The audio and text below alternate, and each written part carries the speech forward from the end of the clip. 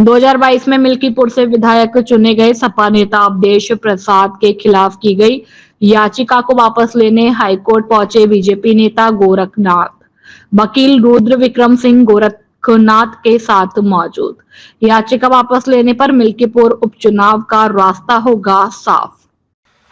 आज election commission ने महाराष्ट्र और झारखंड विधानसभा इलेक्शन और उत्तर प्रदेश में उपचुनाव की घोषणा की।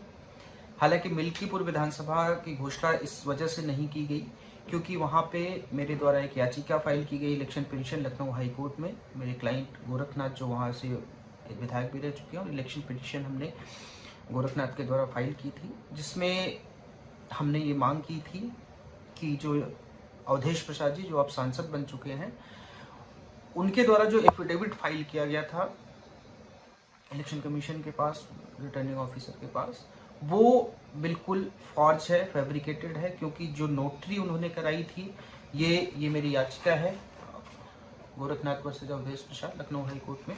इसमें जो नोटरी कराई गई थी, जो राकेश कुमार श्रीवास्तव जो अधिवक्ता, ऐसा दिखाया गया कि इनसे नोटरी कराई गई थी, उन अधिवक्ता महोदय का जब हमने आरटीआई लगाकर पता किया तो उन अधिवक्ता महोदय की नोटरी, ये देखिए यहाँ पे अगर आप पढ़ेंगे तो उन अधिवक्ता महोदय की नोटरी एक्सपायर हो चुकी थी 2011 में, जबकि 2022 के जब चुनाव हुए थे उस इलेक्शन में इसी अधिवक्ता द्वारा नोटरी कराई गई थी।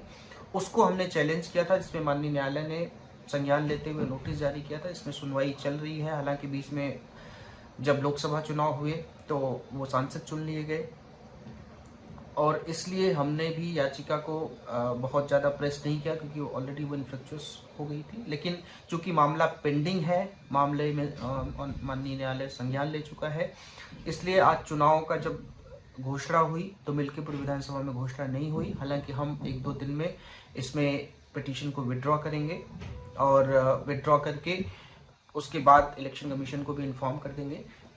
और दूसरी बात जो मैं देख रहा हूँ सोशल मीडिया पे कि बहुत सारे लोग इस बात को बहुत गलत तरीके से कर रहे हैं कि मिल्कीपुर से बीजेपी डर गई इसलिए वहाँ पे अनाउंस नहीं हुए।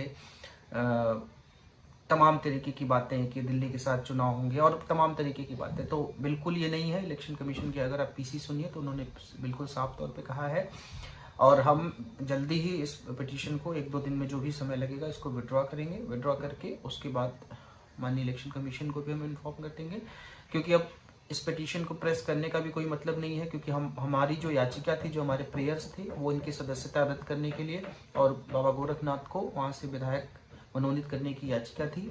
हालांकि अब वो ऑलरेडी वहाँ पे विधायक नहीं है, वो सांसद बन चुके हैं, उन्होंने इस्तीफा दे दिया है विधायक पद से, तो इसको प्रेस करने का कोई मतलब नहीं है और वहाँ पे चुनाव भी होने चाहिए। ये बात मुझे लगा कि आपके संज्ञान में आना चाहिए, इसलिए मैं ये बात बता रहा हूँ। धन्यवाद। जय हिंद।